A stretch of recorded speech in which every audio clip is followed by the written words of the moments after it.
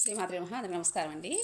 ఈరోజు మా ఆశ్రమంలో ఫుల్ డే ప్రోగ్రామ్ అండి. మా మార్కాపూర్ సెంటర్లో హార్ట్లెస్ శ్రీరామచంద్ర మిషన్ అంటే కొత్తగా చూసేవాళ్ళు కానీ చెప్తున్నాను.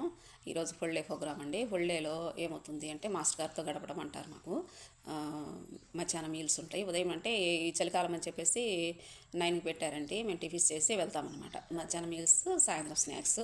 సాయంత్రం వరకు అంటే 3 పూట్ల మెడిటేషన్ ఉంటుందన్నమాట.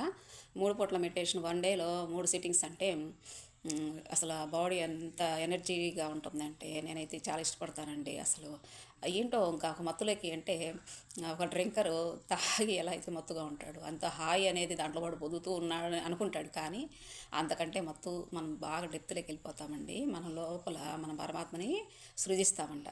దానికోసమనే వెళ్తాను నేనైతే. నిజంగా అంత అవకాశం అనేది మనకు రాదు.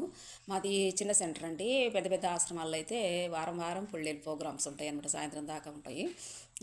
మాది ఏంటంటే నెలకు ఒకసారి పెడతారనమాట. 3వ వారం 4వ వారం అట్లా. ఇప్పుడు ఫిబ్రవరి నెల కదా, అందుకని చెప్పేసి ఈరోజు ఉందన్నమాట. మళ్ళీ నెక్స్ట్ సండే లేదు కదా, మార్చి అవుతుంది ఫస్ట్.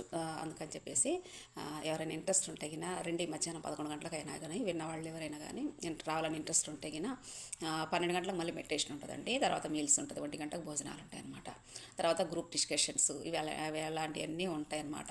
తెలియని విషయాలు మనకు ఎన్నో తెలుస్తూ ఉంటాయన్నమాట. అసలు ఎంత మనం జీవితం నిరర్ధకంగా సాగిపోతుందో మనం ఖాళీగా ఇంట్లో ఉండి అని అనిపిస్తుందండి. బయటికి వెళ్తగిన ఆ మాటలు వింటూ ఉంటే మీరు కూడా ఒకసారి ట్రై చేయండి.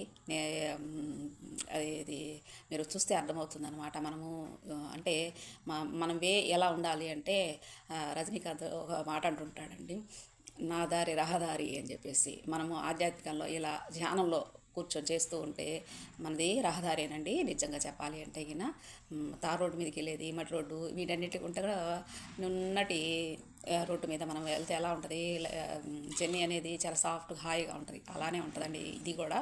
ధ్యానము అన్ని మతాలకి అతీతంగా ఉండేదండి. ధ్యానం అనేది లోపలికి మనం ప్రతి ఒక్కరం అంతర్గతంగా చేసుకునేది అనమాట. ఈ మతాలు మార్చే పని ఏమీ లేదండి. బాయ్ అండి. Thank you for watching.